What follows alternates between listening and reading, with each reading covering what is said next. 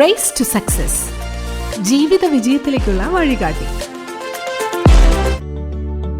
Raise to സക്സസിന്റെ ഇന്നത്തെ ഈ ഒരു അധ്യായത്തിലേക്ക് എല്ലാവർക്കും സ്വാഗതം. ജീവിത വിജയത്തിലേക്ക് ഒരു വഴികാട്ടി അല്ലെ. അപ്പൊ എന്നും നമ്മുടെ കൂടെയുള്ള ശ്രീ മഹാദേവൻ പിള്ള സാറാണ്. ഇന്നും നമ്മുടെ കൂടെയുള്ളത് അഹല്യ എഡ്യൂക്കേഷൻ ഇൻസ്റ്റിറ്റ്യൂഷൻസിന്റെ ഡയറക്ടറാണ്. അപ്പോൾ ഇന്ന് നമ്മൾ സംസാരിക്കാൻ പോകുന്നത് ഞാൻ മലയാളി എന്നുള്ളൊരു ടോപ്പിക്കിനെ കുറിച്ചാണ്. സർ, നമ്മളിപ്പോൾ ഇത് കേൾക്കുന്ന ആളുകളൊക്കെ നമ്മൾ മലയാളികൾക്കിടയിൽ ഈ ഒരു ടോപ്പിക്കിന്റെ പ്രാധാന്യം എന്താണെന്ന് ചിന്തിക്കുന്നുണ്ടായിരിക്കും അല്ലേ. പക്ഷേ അങ്ങനെയല്ല, നമുക്ക് സംസാരിക്കാനുണ്ട് ഒരുപാട് കാര്യങ്ങൾ എന്നുള്ളതാണ്. അപ്പോൾ സാറിനെ വെൽക്കം ചെയ്യാണ് നമ്മുടെ ഇന്നത്തെ റേസ് ടു സക്സസിന്റെ ഈ ഒരു എപ്പിസോഡിലേക്ക്. നമസ്കാരം. മലയാളികളെ ലോകത്ത് എല്ലായിടത്തും ഉണ്ടെന്ന് നമ്മൾ സാധാരണ പറയാറുണ്ട്. ഒരു മലയാളിയെ എങ്ങനെ തിരിച്ചറിയാനായിട്ട് സാധിക്കും എന്നുള്ളത് പറഞ്ഞിട്ട് തന്നെ നമുക്ക് തുടങ്ങാം അല്ലേ? ആയിക്കോട്ടെ. ഈ മലയാളികൾ ലോകത്ത് എല്ലായിടത്തും ഉണ്ടെന്നായിരുന്നു എൻ്റെ വിശ്വാസം. പക്ഷെ അടുത്ത കാലത്ത് ഞാൻ വായിക്കേണ്ടായി, ലോകത്തെല്ലാം കൂടി 196 രാജ്യങ്ങളുണ്ട്. അതിൽ UN അംഗത്തുള്ള 192 ഉള്ളൂ. ബാക്കി 4 അനധികൃത രാജ്യങ്ങളാണ്. ഈ 196 രാജ്യങ്ങളിൽ നമ്മുടേതൊഴിച്ച് ബാക്കി 195 ഒരു രാജ്യത്ത് മലയാളികളില്ലാത്രേ. അതേത് രാജ്യ? ഉത്തര കൊറിയ. അതെന്താ അവിടെ മാത്രം എത്തിപ്പെട്ടില്ല? അവിടെ ഏകാധിപത്യ ഭരണമല്ലേ, അതുകൊണ്ട് മലയാളിക്ക് അത് അത്ര സൂഹിക്കുന്നുണ്ടാവില്ല. മാത്രമല്ല അവിടുത്തെ ഏകാധിപതി കുറച്ച് അപകടകാരിയാണ്. അദ്ദേഹത്തിന് ഇഷ്ടപ്പെട്ടില്ല, അപ്പൊ തലവെട്ടിക്കളയും. അപ്പൊ അവിടെ ടൂർ പോകാൻ കൂടി ആളുകൾക്ക് മടിയാണ്. കാരണം അവിടെ ടൂർ പോയി കഴിഞ്ഞാൽ കുറെ നിയമങ്ങൾ പഠിച്ചിട്ടേ അങ്ങോട്ട് പോകാൻ പറ്റുള്ളൂ. അതുകൊണ്ട് വിസ എടുത്ത് ടൂർ പോകാൻ കൂടി മടിയാണ്. കാരണം അവിടെ ടൂറിന് പോയി കഴിഞ്ഞാൽ അണ്ടർ ഒബ്സർവേഷൻ ആണ് എല്ലാവരും. അത്രമാത്രം ഏകാധിപത്യം ഉള്ള ഒരു രാജ്യമാണ്. അപ്പം അവിടെ മലയാളികൾ ഇല്ല എന്നാണ് ഞാൻ വായിച്ചത്. ഇനി അവിടെയും മലയാളികൾ ചിലപ്പോൾ ഉണ്ടാവും, അവരവിടുത്തെ പേരിൽ ജീവിക്കുന്നുണ്ടാവും, സാധ്യതയുണ്ട്. അപ്പം മലയാളികൾക്കൊരു ഐഡന്റിറ്റി ഉണ്ട്. ആദ്യം തന്നെ എനിക്ക് തോന്നി മലയാളിക്കൊരു എത്നിക് ഐഡന്റിറ്റി ഉണ്ട്, ഒരു വംശീയ ഐഡന്റിറ്റി. ഇപ്പം അശ്വതി ശ്രദ്ധിച്ചാലറിയാം, തമിഴ്നാട്ടുകാർ, ആന്ധ്രാപ്രദേശുകാർ, കർണാടകക്കാർ ഇവരെല്ലാം തെന്നിന്ത്യക്കാരാണ്. മലയാളിയും തെന്നിന്ത്യയാണ്. പക്ഷെ ആ 3 സംസ്ഥാനങ്ങളിലുള്ളവരുമായിട്ടൊരു സിമിലാരിറ്റി മലയാളിക്കില്ല വംശീയമായിട്ട്. ശ്രദ്ധിച്ചിട്ടുണ്ടോ? നമ്മുടെ കോംപ്ലക്ഷൻ, നമ്മുടെ ബോഡി ഷേപ്പ് അവരിൽ നിന്ന് കുറച്ച് വ്യത്യാസം. എന്നാൽ ആ 3 സംസ്ഥാനങ്ങളിൽ പൊതുവെ സാമീപ്യമുണ്ട്. അവരൊരു പ്രിഡോമിനന്റ്ലി ദ്രവീഡിയൻ ഷേപ്പ് എന്ന് പറയാറുണ്ടാവും. പക്ഷെ നമ്മൾ അങ്ങനെയല്ല. നമ്മൾ ഈ ആര്യൻ ദ്രവീഡിയൻ കോമ്പിനേഷൻ കൂടുതലുള്ള ഒരു വിഭാഗമാണ് നമ്മൾ. അതിന് പറയപ്പെടുന്ന കാരണം ആര്യന്മാരുടെ ഒരു സംഘം ഇന്ത്യയുടെ പടിഞ്ഞാറേ തീരത്തുകൂടി കേരളത്തിൽ മുന്നേ തന്നെ എത്തിയിട്ടുണ്ടാകാം. അപ്പോൾ അതുകൊണ്ടാണല്ലോ ഇവിടെ പരശുരാമൻ്റെ കഥയൊക്കെ വളരെ പ്രചാരത്തിൽ വന്നു. മറ്റ് സംസ്ഥാനങ്ങളിലൊന്നും ഈ പരശുരാമൻ്റെ കഥയൊന്നുമില്ല. അപ്പോൾ അതുകൊണ്ട് ആര്യൻ ദ്രവീഡിയൻ കോമ്പിനേഷൻ കേരളത്തിൽ വളരെ കൂടുതലാണ്. അപ്പോൾ എത്നിസിറ്റി തന്നെ ആ വ്യത്യാസമുണ്ട്.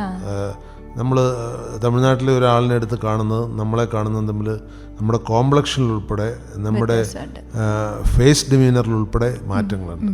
അപ്പോൾ മലയാളിക്ക് തനതായ ഒരു ഐഡൻറ്റിറ്റി അങ്ങനെയുണ്ട്.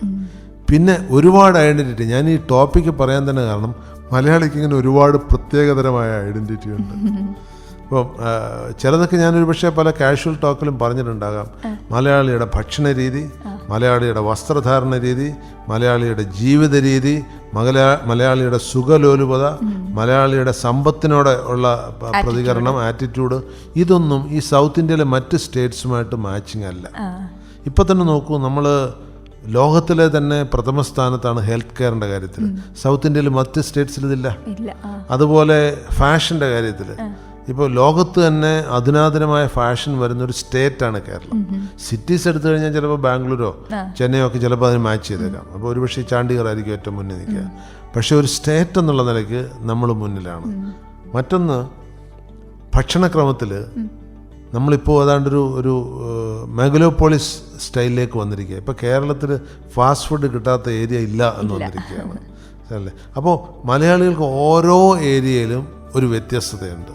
പിന്നെ മലയാളിയുടെ ഒരു പ്രത്യേകത, ഈ സ്വന്തം നാട്ടിൽ പണിയെടുക്കില്ല എന്നും അന്യനാടുകളിൽ പോയാൽ മാത്രമേ പണിയെടുക്കുള്ളൂ എന്നും, അന്യനാട്ടിൽ പോയി കഷ്ടപ്പെട്ട് പണിയെടുത്താലും കുഴപ്പമില്ല, അങ്ങനെ തീരുമാനിച്ചുറച്ചിരിക്കുന്ന ഒരു ജനത മലയാളി മാത്രമേ ഉള്ളൂ. അപ്പോൾ ഇങ്ങനെ ഒരുപാട് പ്രത്യേകതകൾ മലയാളികൾക്കുണ്ട്. നമുക്കത് ഓരോന്നോരോന്നായിട്ട് നോക്കാം. ഇപ്പോൾ നമ്മൾ പറഞ്ഞു ഈ ഫാസ്റ്റ് ഫുഡ്, അത് എല്ലാ ഏരിയയിലും ഒരു മൂലയ്ക്ക് എടുത്തു കഴിഞ്ഞാൽ അവിടെ പോലും ഫാസ്റ്റ് ഫുഡ് കിട്ടുന്ന ഒരു അവസ്ഥയാണ്. നമ്മുടെ നാട്ടിൻ പുറങ്ങളിൽ പോലും കിട്ടുന്നുണ്ട്. അതുപോലെ ഫാഷൻ്റെ കാര്യമാവട്ടെ, എല്ലാ കാര്യത്തിലും മലയാളികൾക്കുള്ള ആ ഒരു എന്തിനേയും സ്വീകരിക്കാനുള്ള, പുതിയതെന്തും നമ്മൾ സ്വീകരിക്കും എന്നുള്ള ഒരു ആറ്റിറ്റ്യൂഡാണോ ഇതിന് പിന്നിലുള്ള ഒരു കാര്യം എന്ന് പറയുന്നത്? എന്തായിരിക്കും ഇതിന് രണ്ടിനും ഒരു കാരണം ഞാൻ പ്രധാനമായിട്ട് കാണുന്നുണ്ട്. ഏറ്റവും കൂടുതൽ വിദേശ രാജ്യങ്ങളിൽ താമസിച്ച് ഇങ്ങോട്ട് മടങ്ങി വന്നിരിക്കുന്ന മലയാളികളാണ്. ഇപ്പോൾ ഫുഡിൻ്റെ കാര്യത്തിലെടുക്കുക.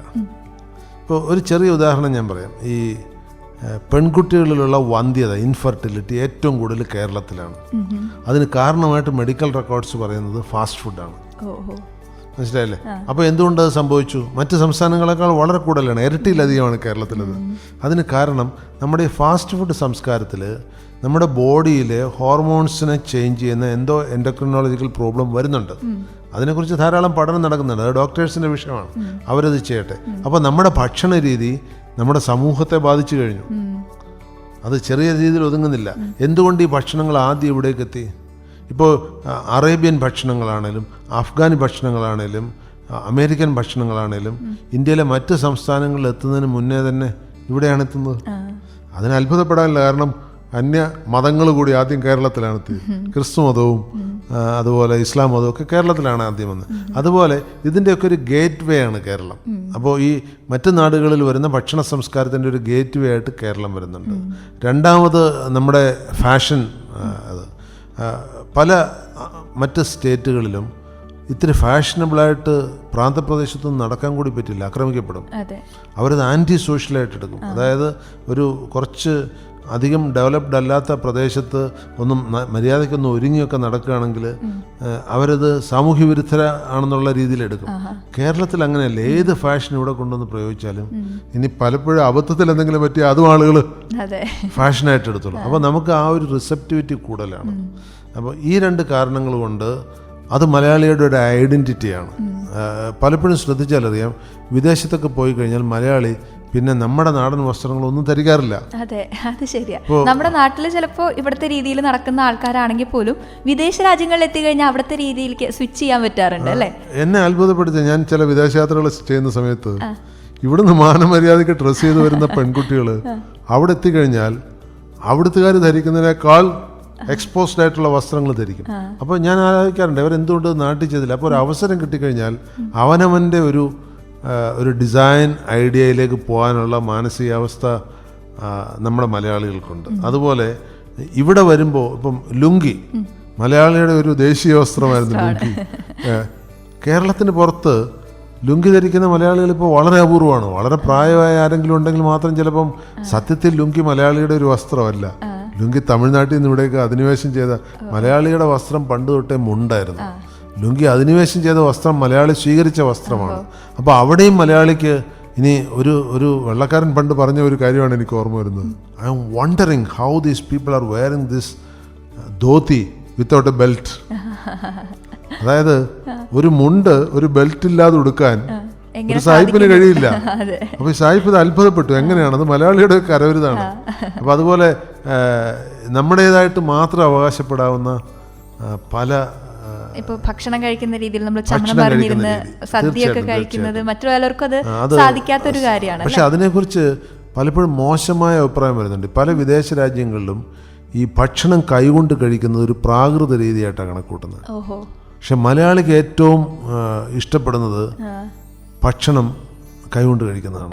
ഈ ഇപ്പോൾ വിദേശത്തൊക്കെ പോയി താമസിക്കുന്ന മലയാളിയാണെങ്കിലും അവിടെ വെച്ചും ഭക്ഷണം കൈകൊണ്ട് കഴിക്കും, ഇവിടെ വന്നും ഭക്ഷണം കൈകൊണ്ട് കഴിക്കും. പക്ഷെ എനിക്ക് ഭക്ഷണം കൈകൊണ്ട് കഴിക്കുന്നത് ഇഷ്ടമല്ല. എനിക്ക് ഭക്ഷണം സ്പൂൺ കൊണ്ട് കഴിക്കുന്നത് ഇഷ്ടം. എന്താണെന്ന് വെച്ച് കഴിഞ്ഞാൽ ഓരോന്നോരോന്ന് വേറെ വേറെ എടുത്ത് കഴിക്കുക. എനിക്ക് ഓരോന്നും രുചി. ഇപ്പോൾ ഒരു ചോറിൻ്റെ കൂടെ അവിയലുണ്ട്, തോരനുണ്ട്, മറ്റൊരു കറി ഉണ്ടെങ്കിൽ, തൈരുണ്ടെങ്കിൽ, ഇത് ഓരോന്നും വേറെ വേറെ രുചി അറിഞ്ഞ് കഴിക്കാൻ എനിക്ക് ഇഷ്ടം. മിക്സ് ആക്കാതെ കഴിക്കാനാണ് ഇഷ്ടം.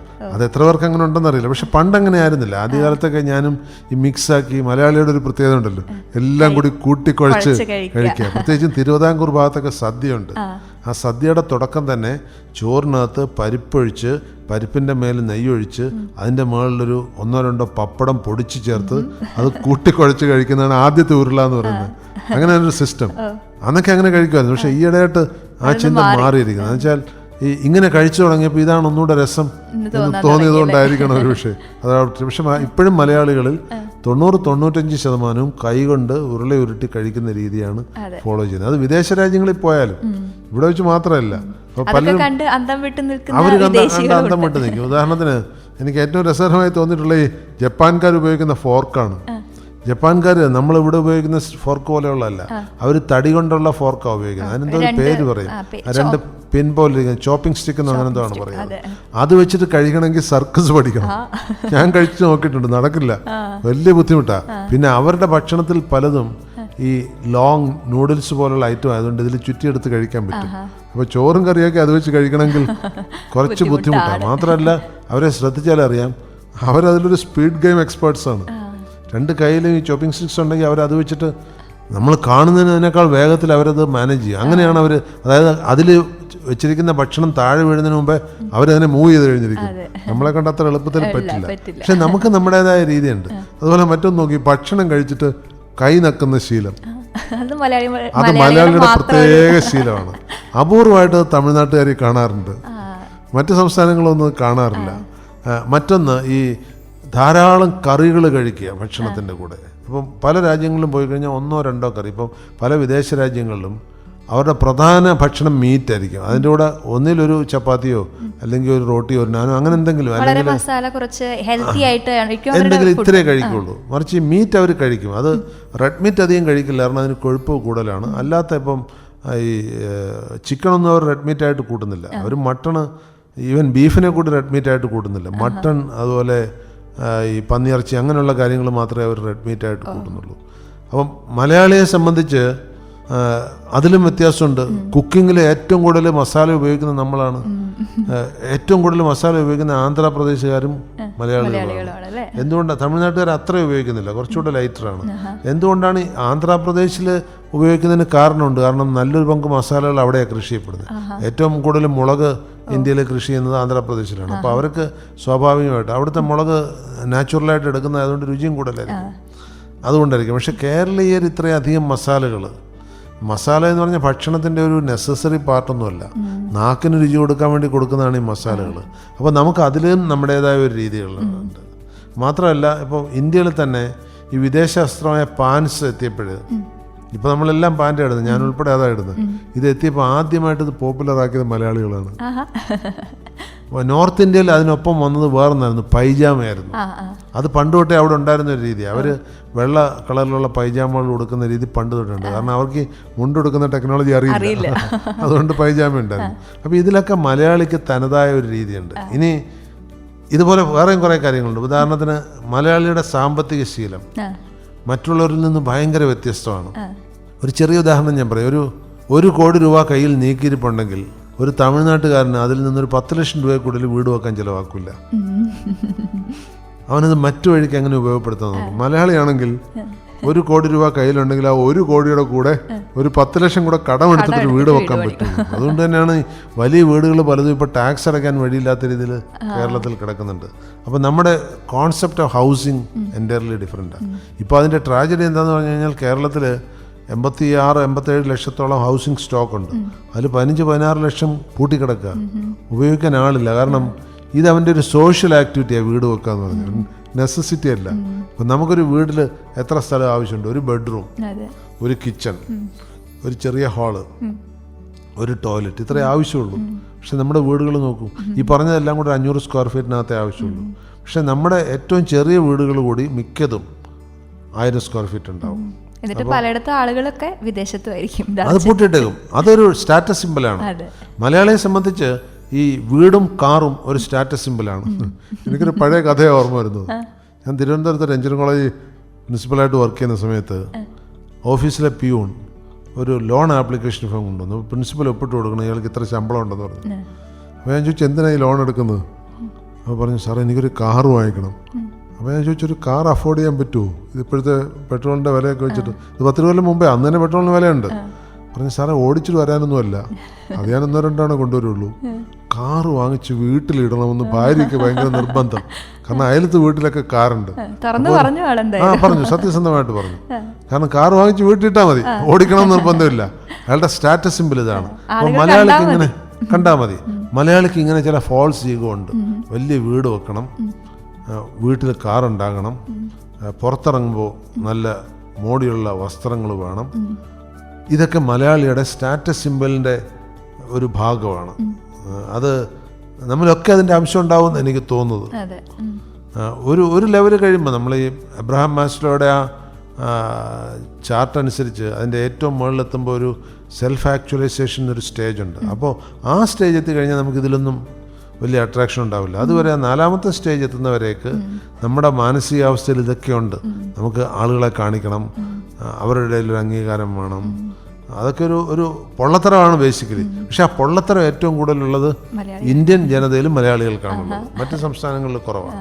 ഇത് കേൾക്കുമ്പോൾ ചിലർ വിചാരിക്കുമായിരിക്കും എനിക്ക് അങ്ങനെ ഇല്ലാന്ന്. പക്ഷെ ഓരോരുത്തരുടെ ആവശ്യങ്ങളും ഓരോ തരത്തിലായിരിക്കും. ഓരോരുത്തരുടെ ഇൻട്രസ്റ്റ് പല പല മേഖലകളിലായിട്ട് എല്ലാവരും തന്നെ ഈ പറഞ്ഞ കൂട്ടത്തിലുള്ളവരായിരിക്കും. ഈ ആളുകൾ പലരും ഇപ്പോൾ ഉപയോഗിക്കുന്നുണ്ട് മുക്കുവണ്ടം ഇല്ലേ? കേരളത്തിലിപ്പോൾ മുക്കുവണ്ടത്തിന്റെ പ്രളയമാണ്. എന്തിനാ മുക്കുവണ്ടം ഉപയോഗിക്കുന്നത്? അത് സ്വർണ്ണാണെന്ന് മറ്റുള്ളവരെ ധരിപ്പിക്കാൻ. സത്യമായിട്ടും. കാരണം ഈ ആഭരണങ്ങൾ, ഇപ്പോൾ എൻ്റെ ദേഹത്ത് ഞാൻ ഒരു ആഭരണങ്ങളും ധരിക്കാറില്ല. ഞാൻ വിവാഹം കഴിഞ്ഞ് കുറേ നാളൊരു സ്വർണ്ണമാല ഇട്ടിരുന്നു. അത് വിവാഹം കഴിഞ്ഞ് ഒരു സ്വർണ്ണമാല ഇടണമെന്നൊരു പതിവുള്ളതുകൊണ്ടാണ്. അത് കഴിഞ്ഞൊരു വെഡ്ഡിങ് റിംഗ് ഉണ്ടായിരുന്നു. അപ്പോൾ കുറച്ച് കഴിഞ്ഞപ്പോൾ എനിക്കിത് രണ്ടും ഭയങ്കര ഇറിറ്റേറ്റിംഗ് ആയിട്ട് ഞാൻ അഴിച്ചു വെച്ചു. അപ്പോൾ അതൊരു നെസസിറ്റി അല്ലാന്ന് എനിക്ക് മനസ്സിലായി. അതുകൂടെ കഴിഞ്ഞ് കുറച്ചുകൂടെ കഴിഞ്ഞപ്പം നല്ലൊരു രുദ്രാക്ഷമാല ഒരാൾ ഇട്ടിരിക്കുന്നുണ്ട്, ഈ സ്വർണം കെട്ടിയ രുദ്രാക്ഷമാല. അപ്പോൾ ഞാനും അതേലൊരെണ്ണം ഉണ്ടാക്കിച്ചു. അത് 3-4 ദിവസം ഇട്ട് കഴിഞ്ഞപ്പോൾ കഴുത്തിൽ ഭയങ്കര ഇറിറ്റേഷൻ. അത് അഴിച്ചു വെച്ചു.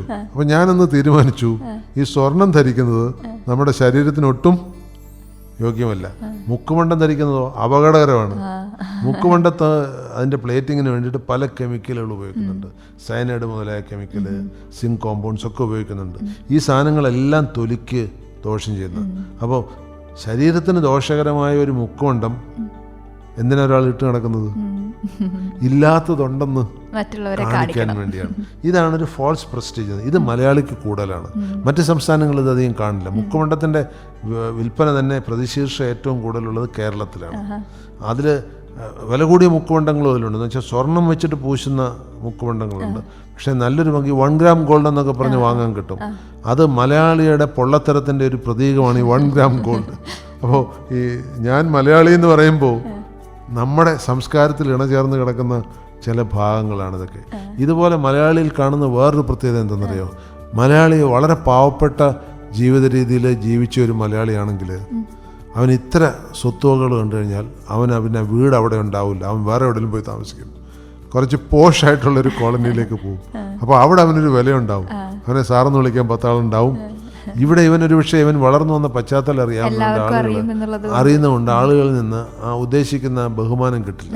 എന്ന് മാത്രമല്ല, മറ്റുള്ളവരെ ബഹുമാനിക്കേണ്ടിയും വരുന്നു. മറ്റിടത്ത് പോകുമ്പോൾ അത്യാവശ്യം കയ്യിൽ പണമുണ്ടെങ്കിൽ അങ്ങനെ ചില ഏരിയകൾ തന്നെ ഡെവലപ്പ് ചെയ്തിട്ടുണ്ട്. അതായത് ഇങ്ങനെ ഇത്ര കയ്യിൽ പണമുണ്ട് എന്ന് കാണിക്കാൻ വേണ്ടി വന്ന് താമസിക്കുന്നവരുടെ പ്രത്യേക ഏരിയകൾ തന്നെ കേരളത്തിലുണ്ട്. അപ്പോൾ മലയാളിയുടെ വേറൊരു പ്രത്യേകതയാണ്. ഒരുപാട് പ്രത്യേകതകൾ ഇനിയുണ്ട്. അപ്പോൾ ഇങ്ങനെ പ്രത്യേകതകൾ പറയുന്ന സമയത്ത് എനിക്ക് തോന്നുന്നു മലയാളികൾ ഒരു മോശം ഇമേജാണ് നമ്മളിപ്പോൾ ക്രിയേറ്റ് ചെയ്തിരിക്കുന്നത് തോന്നുന്നു. ഇത്രയും പറഞ്ഞ കാര്യങ്ങളൊക്കെ കുറച്ചൊരു നെഗറ്റിവിറ്റി ഉള്ളത്. അപ്പോൾ മലയാളികൾ മോശമാണോ? പക്ഷെ ഇത് ഈ പണ്ട് സഞ്ജയൻ പറഞ്ഞ പോലെ ഈ മലയാളികൾക്കല്ല ഇത് മനസ്സിലാവും. അതെ, മലയാളികൾ അല്ലാത്തവരോട് നമ്മളിത് പറഞ്ഞു കഴിഞ്ഞാൽ ഇത്തിരി ബുദ്ധിമുട്ട്. അത് പറയുകയും ചെയ്തത് നമ്മൾ ഈ പല്ലിൻ്റെ ഇടകുത്തിയും മണപ്പിക്കരുതെന്ന് പറയുന്ന പോലെ നമുക്കിത് പറയാം. മലയാളികൾക്കുള്ള ഒരു പ്രത്യേകതയും കൂടെ ഉണ്ട് കേട്ടോ. ഇത്രമാത്രം പരസ്പരം കുറ്റം പറഞ്ഞ് ആസ്വദിക്കുന്ന വേറൊരു സമൂഹം ഇല്ല. അതായത് ഇപ്പോൾ തമിഴ്നാട്ടിൽ ഒരു മന്ത്രിയെയോ അല്ലെങ്കിൽ ഒരു കലാകാരനെയൊക്കെ ആക്ഷേപിച്ചുകൊണ്ട് സോഷ്യൽ മീഡിയയിലൊക്കെ വന്നു കഴിഞ്ഞാൽ വലിയ ഇഷ്യൂ ആയി മാറും. ഇവിടെ ആരെ പരിഹസിച്ചാലും ആരെ ആക്ഷേപിച്ചാലും നമുക്കത് ഉൾക്കൊള്ളാൻ കഴിയും. നമ്മുടെ മുഖ്യമന്ത്രിമാരായിട്ടിരുന്നവർ പലരും പറയാറുണ്ടായിരുന്നു അവർക്ക് ആക്ഷേപഹാസ്യം ഇഷ്ടമാണ്. അത് മലയാളിയുടെ ഒരു പ്രത്യേകതയാണ്. മലയാളിക്ക് ആക്ഷേപഹാസ്യം ഇഷ്ടമാണ്. ഉദാഹരണത്തിന് ഒരു 90% മലയാളികളും അവരെ പരിഹസിച്ചുകൊണ്ട് വരുന്ന ട്രോളുകളോ അല്ലെങ്കിൽ സ്റ്റേറ്റ്മെൻറ്റുകളോ ഒക്കെ അവർ ആസ്വദിക്കുന്നുണ്ട്. അത് ആ ഒരു ടോളറൻസ് ലിമിറ്റ് മലയാളിക്ക് വളരെ കൂടുതലാണ്. പൊതുവെ ഇതുപോലെ പറയാറുണ്ട് അതിബുദ്ധിമാന്മാരാണ് മലയാളികൾ എന്ന്. ശരിയാണോ? ആണ്, മലയാളികൾ അതിബുദ്ധിമാന്മാരാണ്. പക്ഷെ മലയാളികൾക്കൊരു കുഴപ്പമുണ്ട്. മറ്റ് സമൂഹത്തെ അപേക്ഷിച്ച് ഈ ബാക്ക് സ്റ്റാബിങ്, അതായത് പിറകിന്ന് കുത്തുക, അത് കൂടുതലുള്ള മലയാളികൾക്കാണ്. മറ്റ് നാട്ടുകാർക്ക് അത് കുറവാണ്. എന്ന് വെച്ചാൽ ഈ നേരെ വാ നേരെ പോകുന്നുള്ളൊരു സൈക്കോളജി ഉണ്ടല്ലോ. ഇപ്പോൾ പഞ്ചാബികൾ അവരൊരിക്കലും ബാക്ക് സ്റ്റാബ് ചെയ്യില്ല. അവരുടെ കൾച്ചറിൻ്റെ ഒരു ഭാഗമാണ്. അവരോട് നമുക്ക് സത്യസന്ധമായിട്ട് ഇടപെടാം. അവർ ഇടയ്ക്കിടയ്ക്ക് വലിയ തമാശകൾ പൊട്ടിക്കും. ചിലപ്പോൾ നമ്മളെ കൂടെ നിർത്തിക്കൊണ്ട് നമ്മളെ കളിയാക്കും. പക്ഷെ ഒരിക്കലും ഒരു ബാക്ക് സ്റ്റാബ് ചെയ്യില്ല. അത് ആ ഒരു സമൂഹത്തിൻ്റെ പ്രത്യേകതയാണ്. അതുപോലെ പൊളൈറ്റ്നെസ് നോക്കൂ. ഇപ്പോൾ ഒരു മലയാളി എപ്പോഴും മറ്റൊരു മലയാളിയോട് സംസാരിക്കുമ്പോൾ ഒരു അഹന്തയോടുകൂടി സംസാരിക്കും. മറിച്ചൊരു തമിഴ്നാട്ടുകാരന് അയ്യാന്ന് പറഞ്ഞിട്ടാണ് വിളിക്കുക, സാറേ എന്ന് പറഞ്ഞിട്ടാണ് അടുത്ത് നിൽക്കുന്ന ആളിനെ വിളിക്കുക. നമ്മുടെ രക്തത്തിൽ അലിഞ്ഞു ചേർന്നിരിക്കുന്ന ഒരു സംസ്കാരം മറ്റൊരാളിനെ ബഹുമാനിക്കണ്ട എന്നുള്ളൊരു സംസ്കാരമുണ്ട്. ഇപ്പോൾ നമ്മൾ സ്റ്റേജിൽ മാത്രമേ ബഹുമാനം പറയാറുള്ളൂ. ബഹുമാനപ്പെട്ട ഇന്നാളെന്ന് പറയാറുണ്ട്. നമ്മുടെ സ്വകാര്യ സംസാരങ്ങൾ നോക്കൂ. നമ്മുടെ സ്വകാര്യ സംസാരങ്ങളിൽ ഇവിടുത്തെ ഏറ്റവും പ്രമുഖനായ വ്യക്തിയാണെങ്കിലും ഇവിടുത്തെ ഏറ്റവും പ്രധാനപ്പെട്ട രാഷ്ട്രീയ നേതാവാണെങ്കിലും ഒക്കെ നമ്മൾ പേര് പറഞ്ഞ് അഡ്രസ്സ് ചെയ്യാറ്. പക്ഷെ മറ്റ് സംസ്ഥാനങ്ങളിൽ അങ്ങനെയല്ല. അത് പേര് പറയുന്നതിൽ തെറ്റെന്നുള്ളതല്ല. ഇപ്പോൾ പാശ്ചാത്യ നാടുകളിലൊക്കെ, ഇപ്പോൾ കേരളത്തിൽ നമ്മൾ സർ എന്ന് പറഞ്ഞ് ഒരാളെ അഡ്രസ്സ് ചെയ്യും. മറ്റൊരു പാശ്ചാത്യ നാട്ടിലാണെങ്കിൽ അങ്ങനെ ഒരിക്കലും ഈ സർ എന്ന് പറയുന്നൊരു മോശം ഫുൾ ഫോം ആണെന്നാണ് ആളുകൾ പറയാറ്. സ്ലേവ് ഐ റിമെയിൻ, ഞാൻ അങ്ങയുടെ അടിമയാണെന്നാണ് അത്രേ. ഇത് ആരുണ്ടാക്കിയ ഫുൾ ഫോം ആണെന്ന് എനിക്കറിയില്ല. അപ്പോൾ സർ എന്നുള്ള ഒരു സംജ്ഞ പല നാടുകളിലും ഉപയോഗിക്കാറില്ല. പക്ഷേ എനിക്ക് 1-2 സമയത്ത് അത് കേൾക്കുമ്പോൾ സങ്കടം തോന്നും. നമ്മൾ ഈ സിസ്റ്റത്തിൽ ഇപ്പോൾ ഒരു 10-15 വയസ്സുള്ള ഒരു കുട്ടി വന്നിട്ട് നമ്മളെ പേരെടുത്ത് വിളിക്കുമ്പോൾ അറിയാതെ ഒരു മലയാളികളുടെ ഉള്ളിൽ ഒരു വിഷമം വരും. പക്ഷെ ഒരു പാശ്ചാത്യ നാട്ടിൽ അത് വരില്ല, കാരണം അവരത് ശീലിച്ചിരിക്കുന്നതുകൊണ്ടാണ്. അപ്പോൾ അതും മലയാളിയുടെ ഒരു ഈഗോയുടെ പാർട്ട് തന്നെയാണ്. നമ്മുടെ പ്രായം കൂടുന്നവരും നമ്മൾ എക്സ്പെക്റ്റ് ചെയ്യുന്നു. എല്ലാ നാട്ടിലും ഉണ്ടാവണമെന്നില്ല, പക്ഷെ നമ്മുടെ സംസ്കാരത്തിൽ നിന്ന് അത് മാഞ്ഞുകൊണ്ടിരിക്കുന്നു. ഇപ്പോൾ തമിഴ്നാട്ടിലെ സംസ്കാരത്തിലോ അല്ലെങ്കിൽ പഞ്ചാബിലെ സംസ്കാരത്തിലോ ഒക്കെ ആണെങ്കിൽ അതിപ്പോഴും അങ്ങനെ തന്നെ നിലനിൽക്കുന്നുണ്ട്. അപ്പോൾ മലയാളിയുടെ സംസ്കാരത്തിൽ ഇത് മായുന്നുണ്ട്, പക്ഷെ മലയാളി അത് സമ്മതിച്ചു കൊടുക്കുന്നില്ല. ഇത് ഒരു ഡൈക്കോട്ടോമിയാണിത്. ഇപ്പോൾ നമ്മൾ നോക്കുകയാണെങ്കിൽ മലയാളികൾക്ക് അവരുടേതായിട്ടുള്ള സംസ്കാരമുണ്ട്. അതിപ്പോൾ ശുചിത്വത്തിൻ്റെ കാര്യത്തിലും ഭക്ഷണത്തിലായാലും വസ്ത്രധാരണത്തിലായാലും ഉണ്ടെന്ന് നമ്മൾ പറഞ്ഞു അല്ലേ. ഇതൊന്നും അല്ലാതെ ഈ മലയാളികളുടെ മറ്റ് പ്രത്യേകതകൾ അല്ലെങ്കിൽ അവരെ മറ്റുള്ളവരിൽ നിന്ന് വ്യത്യസ്തമാക്കുന്ന മറ്റു കാര്യങ്ങൾ എന്തൊക്കെയാണ്? മലയാളിക്ക് മനുഷ്യനെ മനസ്സിലാക്കാൻ പെട്ടെന്ന് കഴിയും. ഉദാഹരണത്തിന് ഫേസ് റീഡിങ്. ഇപ്പോൾ ഞാൻ ഒരാളെ കണ്ടു കഴിഞ്ഞാൽ എനിക്ക് അയാളുടെ ഉള്ളിലിപ്പോൾ പെട്ടെന്ന് മനസ്സിലാക്കാൻ കഴിയുന്ന ഒരു ജനവിഭാഗമാണ് മലയാളി. എല്ലാവരും വിചാരിച്ചത് എനിക്ക് മനസ്സിലായി, മറ്റുള്ളവർക്ക് മനസ്സിലായി, പക്ഷെ എല്ലാവർക്കും മനസ്സിലാവും. അതായത് ഈ ആളുകളെ റീഡ് ചെയ്യാൻ ഇപ്പോൾ ഒരുമാതിരിയുള്ള എല്ലാ ഒക്കൾട്ട് സയൻസും, ഇപ്പോൾ ഉദാഹരണത്തിന് ജ്യോതിഷം, പിന്നെ കൈരേഖാശാസ്ത്രം, ഇങ്ങനെയൊക്കെയുള്ള ഒക്കൾട്ട് സയൻസ്, പിന്നെ ഈ വാസ്തുവിദ്യ, ഇതൊക്കെ ഒക്കൾട്ട് സയൻസാണ്. എന്ന് വെച്ച് കഴിഞ്ഞാൽ ഇതൊക്കെ ഈ യഥാർത്ഥ ശാസ്ത്രമൊന്നുമല്ല, അതിൻ്റെയൊക്കെ ഒരു ഡിസ്റ്റോർട്ടഡ് വേർഷനാണ്. ഇങ്ങനെയുള്ള ഒക്കൾട്ട് സയൻസിലെല്ലാം തന്നെ ഫേസ് റീഡിംഗ് ആണ് ഭയങ്കര ഇമ്പോർട്ടൻറ്റ്. ഇപ്പോൾ ഞാൻ ഒരു ജ്യോതിഷമാണ് ചെയ്യുന്നതെങ്കിൽ ഞാൻ ആദ്യം ചെയ്യുന്നത് എൻ്റെ മുന്നിൽ വരുന്ന ആളിൻ്റെ മുഖം പഠിച്ചിട്ട് അവരുടെ ഉള്ളിൽ പറയാന്നുള്ളതാണ്. ഈ മുഖം പഠിക്കുന്ന കാര്യത്തിൽ മലയാളിക്ക് എക്സ്പെർട്ടൈസ് കൂടുതല. ഉദാഹരണത്തിന് വളരെ സിമ്പിളായിട്ട് ഇപ്പോൾ ഞാൻ ഇവിടെ വന്നിരിക്കുമ്പോൾ തന്നെ എൻ്റെ ഉള്ളിൽ എന്താണെന്നുള്ളത് ഒരു പരിധിവരെ മനസ്സിലാക്കാൻ അശ്വതിക്ക് കഴിയും, തിരിച്ചെനിക്കും കഴിയും. മനസ്സിലായില്ലേ? അത് നമ്മുടെ പ്രായം കൂടുന്തോറും നമുക്ക് കൂടുതൽ മനസ്സിലാക്കാൻ കഴിയും. ഇപ്പോൾ ഉദാഹരണത്തിന് ഒരു 10-40 കൊല്ലം അല്ലെ 10-30 കൊല്ലം ഒരു തൊഴിൽ ചെയ്തുകൊണ്ടിരിക്കുന്ന ഒരാളിന് അതിൻ്റെ റിലേറ്റഡ് ആയിട്ടുള്ള ഒരാൾ മുന്നിൽ വന്ന്, ഇപ്പോൾ ഒരു അധ്യാപകൻ ഒരു വിദ്യാർത്ഥി മുന്നിൽ വന്നിരിക്കുകയാണെങ്കിൽ അവരുടെ ഉള്ളിലുള്ള മുഴുവൻ മനസ്സിലാക്കാൻ കഴിയും. അതിന് പ്രത്യേകിച്ച് അക്കാര്യത്തിൽ മലയാളിക്ക് മിടുക്ക് കുറച്ച് കൂടുതലാണ്. ഒരുപക്ഷെ മലയാളി അങ്ങനെ ട്രെയിൻഡായി വരുന്നതാണോ എന്ന് എനിക്കൊരു സംശയമുണ്ട്. മറ്റ് രാജ്യങ്ങളിലെ അപേക്ഷിച്ച് മറ്റുള്ളവർ അതിനെക്കുറിച്ചൊന്നും ബോധർ ചെയ്യാറില്ല. രണ്ടാമത് ഭാഷാ പഠനത്തിൽ മലയാളികൾ ഭയങ്കര മിടുക്കരാണ്. ഏത് നാട്ടിൽ പോയാലും ആ ഭാഷ പെട്ടെന്ന് പഠിച്ചെടുക്കും. പക്ഷെ നമ്മൾ പൊതുവെ പറയാറുള്ളത് മലയാളികൾ എവിടെയെങ്കിലും ചെന്ന് കഴിഞ്ഞാൽ അവരെ മലയാളം പഠിപ്പിക്കും എന്നുള്ളതാണ്. പക്ഷെ അങ്ങനെയല്ല, നമുക്ക് പഠിക്കാനുള്ള കഴിവ് കൂടുതലാണല്ലേ. അവർ മലയാളം ഇങ്ങോട്ട് ചോദിച്ചു. ഞാൻ ഇതുവരെ ഒരു മലയാളി അങ്ങോട്ട് എഫർട്ട് എടുത്ത് നമ്മുടെ ഭാഷ പഠിപ്പിക്കുന്നത് കണ്ടിട്ടില്ല. എവിടെയും ചെല്ലുമ്പോൾ ആരെങ്കിലും നമ്മളോട് ഭാഷ ചോദിച്ചാൽ മാത്രമേ മലയാളി അങ്ങോട്ട് പറഞ്ഞു കൊടുക്കുള്ളൂ. അപ്പോൾ അടുത്ത കാലത്ത് ഞാൻ ബോംബെയിലൊരു വിസിറ്റിന് പോയപ്പോൾ ദമ്പതികളിൽ ഭർത്താവ് മലയാളിയാണ്, ഭാര്യ ഗോവക്കാരിയാണ്. അപ്പോൾ ആ ഭർത്താവിന് ഗോവൻ വാക്കുകൾ നന്നായിട്ടറിയാം, മലയാളിയാണ്, ഗോവൻ വർത്താനം പറയാനും അറിയാം. എന്നാൽ ഭാര്യയ്ക്ക് മലയാളം അറിയില്ല. മക്കൾക്കാണെങ്കിൽ ഗോവനും അറിയാം, ഇംഗ്ലീഷും ഹിന്ദിയും നന്നായിട്ടറിയാം, മലയാളം അറിയില്ല. അപ്പോൾ അതിൽ നിന്ന് എനിക്ക് മനസ്സിലാകുന്നത്, എനിക്ക് തോന്നുന്നു അതിൽ ഒരു തകരാറ് ഉണ്ടാകുന്നുണ്ട്. നമ്മുടെ ഭാഷയെക്കുറിച്ച് നമുക്ക് അഭിമാനം ഇല്ലാതാണോ എന്നറിയില്ല. നമ്മുടെ ഭാഷയിൽ നമുക്ക് അഭിമാനം ഉണ്ടെങ്കിൽ, ഇന്ത്യയിൽ മലയാള ഭാഷ വളരെ എസ്റ്റാബ്ലിഷ്ഡ് ആയിട്ടുള്ളൊരു ഭാഷയാണ്. ധാരാളം പേർക്ക് ജ്ഞാനപീഠ അവാർഡ് കിട്ടിയ ഭാഷയാണ്. എനിക്കൊന്ന് എണ്ണം വെച്ച് നോക്കുകയാണെങ്കിൽ കേരളവും ബംഗാളുമാണ് ജ്ഞാനപീഠത്തിൻ്റെ എണ്ണത്തിൻ്റെ കാര്യത്തിൽ ഏറ്റവും മുകളിൽ നിൽക്കുന്നത്. അങ്ങനെയുള്ളൊരു ഭാഷയെക്കുറിച്ച് നമുക്കൊരു മതിപ്പില്ല. നമുക്ക് മതിപ്പ് തോന്നിയാൽ മാത്രമേ ബാക്കിയുള്ളവർക്ക് മതിപ്പുണ്ടാവുള്ളൂ. പിന്നെ മറ്റ് ചില നാടുകളിൽ പോയി കഴിഞ്ഞാൽ മലയാള ഭാഷയെക്കുറിച്ച് അവർക്കൊരു നെഗറ്റീവ്സ് ഉണ്ടെന്ന് വെച്ചാൽ പറയാൻ ബുദ്ധിമുട്ടാണ്. ഇപ്പോൾ ഒരു 99% ആളുകളുടെയും നാവിൽ പല വാക്കുകൾ പല അക്ഷരങ്ങളും വരും. ഇതൊന്നും ബെൻഡിയില്ല. ഇതൊക്കെ നാക്ക് വളച്ചുകൊണ്ട് പറയേണ്ട അക്ഷരങ്ങളാണ്. ഇതവർക്ക് പറയാൻ കഴിയില്ല. അപ്പോൾ അതുകൊണ്ട് എന്ത് ചെയ്യും, അവരിത് പറയുന്ന മൊത്തത്തിൽ അങ്ങ് ഒഴിവാക്കും. നമ്മളങ്ങനെയല്ല, പറയാൻ കഴിയാത്ത എന്തെങ്കിലും ഉണ്ടെങ്കിൽ അത് പഠിച്ചെടുക്കാൻ ശ്രമിക്കും. അതാണ് വ്യത്യാസം. അങ്ങനെ അറിയാനുള്ള ആ ഒരു ജിജ്ഞാസ അത് ഈ ഭാഷയുടെ കാര്യത്തിലുണ്ട്. ജിജ്ഞാസയേക്കാൾ കൂടുതലായിട്ട് നമുക്കതൊരു ബിസിനസ്സാണ്. നമ്മൾ അതുകൊണ്ട് എന്താ നേട്ടം കിട്ടുന്നതെന്ന് ആലോചിക്കും. ജിജ്ഞാസയേക്കാൾ കൂടുതൽ അതാണ് കണ്ടുവരുന്നത്. ഇനി നമ്മൾ നോക്കുകയാണെങ്കിൽ മലയാളി എന്നുള്ളൊരു വാക്ക് നമ്മൾ മറ്റ് ജനസമൂഹങ്ങളിലൊക്കെ എടുക്കുകയാണെങ്കിൽ അവരിൽ ഉണ്ടാക്കുന്ന ഇമ്പാക്റ്റ് അതെങ്ങനെയായിരിക്കും? ഓരോ ജനതയിലും ഈ മലയാളി എന്നുള്ള വാക്ക് ഉണ്ടാക്കുന്ന ഇമ്പാക്റ്റ് വ്യത്യസ്തമാണ്. ഞാൻ എൻ്റെ തന്നെ ഒരു അനുഭവം പറയാം. ഞാൻ ആദ്യമായിട്ട് ജോലി കയറിയ കർണാടകത്തിലാണ്, ഗുൽബർഗയിൽ. 2 മാസം അവിടെ ഉണ്ടായിരുന്നുള്ളൂ.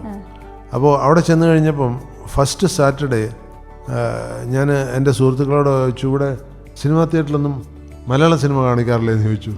അപ്പോൾ ഇവരൊക്കെ കൂടെ കിടന്ന് ചിരിക്കുകയാണ്. അപ്പോൾ എനിക്ക് മനസ്സിലാകുന്നില്ല എന്താ മലയാള സിനിമ കാണിക്കില്ലേ എന്ന് ചോദിച്ചു കഴിഞ്ഞാൽ എനിക്ക് പോയി കാണാമല്ലോ എന്ന് വിചാരിച്ചാണ്. അപ്പോൾ എന്നിട്ട് ചിരിയൊക്കെ നിന്ന് കഴിഞ്ഞാൽ ഞാൻ ഒരാളിനോട് ചോദിച്ചു, എന്താ നിങ്ങൾ ഇത്രമാത്രം ചിരിക്കുന്നത്? അപ്പോൾ അയാൾ പറഞ്ഞെന്താണെന്നറിയാം, ഈ മലയാള സിനിമ എന്ന് പറഞ്ഞു കഴിഞ്ഞാൽ ഇവിടെ ഈ കോൺട്രാബാൻഡ് ചിത്രങ്ങളാണ്. പടങ്ങൾക്ക് പറയുന്ന പേരാണ് മലയാളം പടങ്ങൾ. അപ്പോൾ അവർ മലയാളിയെ കാണുന്ന ഒരു മാനസികാവസ്ഥ എങ്ങനെയാണ്. അതുപോലെ കർണാടകത്തിൽ ഈ ബാംഗ്ലൂരും മറ്റൊക്കെ പോയി കഴിഞ്ഞാൽ അവർ പറയുന്നൊരു ചൊല്ലുണ്ട്, ഈ മലയാളി കൊലയാളിയാണെന്ന്. എന്ന് വെച്ചാൽ അവർക്ക് പേടിയാണ് മലയാളികളെ. കാരണം ഈ കുരുട്ടുകുത്തി ഏറ്റവും കൂടുതലുള്ളൊരു വിഭാഗമാണ്. എന്നാൽ തമിഴന്മാരെ കുറിച്ച് അവരെ അത്ര പറയാറില്ല. അപ്പോൾ ഇന്ത്യയിലെ മറ്റ് ജനവിഭാഗങ്ങളുടെ ഇടയിൽ മലയാളികളെ കുറിച്ച് അത്ര വലിയ പോസിറ്റീവ് ഇമേജ് ഒന്നുമില്ല. പക്ഷെ ഒരു കാര്യമുണ്ട്, ഡൽഹിയിലെ മലയാളികൾക്ക് എന്നും നല്ല സ്വാധീനം ഉണ്ടായിരുന്നു. അത് എനിക്ക് തോന്നുന്നു കൃഷ്ണമേനോൻ്റെ കാലം മുതൽ ഇങ്ങോട്ട്, കൃഷ്ണമേനോൻ, VP മേനോൻ, അവരുടെയൊക്കെ കാലം മുതൽ ഇങ്ങോട്ട് വന്ന ഒരു ലെഗസി ഉണ്ടായിരുന്നു. പക്ഷെ ഒരു കാര്യം എനിക്ക് അനുഭവപ്പെട്ടത്, ഇന്ത്യക്ക് പുറത്ത് എവിടെ പോയാലും മറ്റ് ഇന്ത്യക്കാരേക്കാൾ റെക്കഗ്നീഷൻ കിട്ടുന്നത് മലയാളികൾക്കാണ്. അതിന് കാരണം എന്ന് വെച്ചാൽ മലയാളികൾ അവരെക്കാൾ നന്നായി സംസാരിക്കും.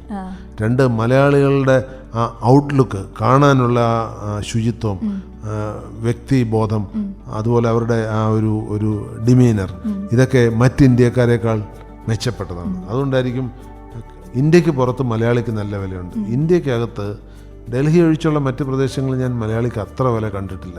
എന്നാൽ 10-12% മലയാളികളുള്ള സ്ഥലമാണ് ബോംബെയും. അവിടെയും മലയാളികൾക്ക് അത്ര വിലയൊന്നും കണ്ടിട്ടില്ല. ഞാൻ കുറച്ചു കാലം അവിടെ താമസിച്ചിട്ടുള്ളത്. അപ്പോൾ അത് പ്രദേശം അനുസരിച്ച് മാറും. അപ്പം അത് ഓരോരോ സ്ഥലങ്ങളെ അനുസരിച്ചിട്ടായിരിക്കുകയാണ്. അത് പിന്നെ മാറിക്കൊണ്ടും ഇരിക്കുകയല്ലോ, ഓരോ കാലഘട്ടം മാറുന്നതിനനുസരിച്ച് ഇതിലും മാറ്റം വരുമായിരിക്കും. തീർച്ചയായിട്ടും. അപ്പം എന്തായാലും ഞാൻ മലയാളി എന്നുള്ളൊരു ടോപ്പിക്കിനെ കുറിച്ച് നമ്മളിങ്ങനെ സംസാരിക്കുകയായിരുന്നു. മലയാളികളെ മൊത്തത്തിലൊരു അവലോകനം ചെയ്യായിരുന്നു സാറ്. നമ്മുടെ കൂടെ ഉണ്ടായിരുന്നത് ശ്രീ മഹാദേവൻ പിള്ള സാറാണ്. മലയാളികളെ കുറിച്ച് നമ്മൾ മലയാളികളായിട്ട് ഒരു ഡിസ്കഷൻ അല്ലെങ്കിൽ ഒരു കുറച്ച് നേരത്തെ ഒരു ചിന്ത എന്നൊക്കെ വേണമെങ്കിൽ പറയാം. നമ്മളെക്കുറിച്ച് തന്നെ ചിന്തിക്കാനുള്ള കുറച്ച് സമയം എന്ന് പറയാം അല്ലേ. അപ്പോൾ എന്തായാലും റേസ് ടു സക്സസിൻ്റെ ഇന്നത്തെ അധ്യായത്തിൻ്റെ സമയം ഇവിടെ തീരുകയാണ്. അപ്പോൾ സാർ ഒരുപാട് നന്ദി. ഇങ്ങനെ വളരെ കോമൺ ആയിട്ട് നമ്മൾ ചിന്തിക്കാത്ത പല തലങ്ങളിൽ നിന്ന് നമ്മളെക്കുറിച്ച് ചിന്തിക്കാനായിട്ട് ഒരു അവസരം ഒരുക്കി തന്നതിന് താങ്ക് യു സർ. നന്ദി. അപ്പോൾ കേൾക്കാം അഹല്യ FM 90.4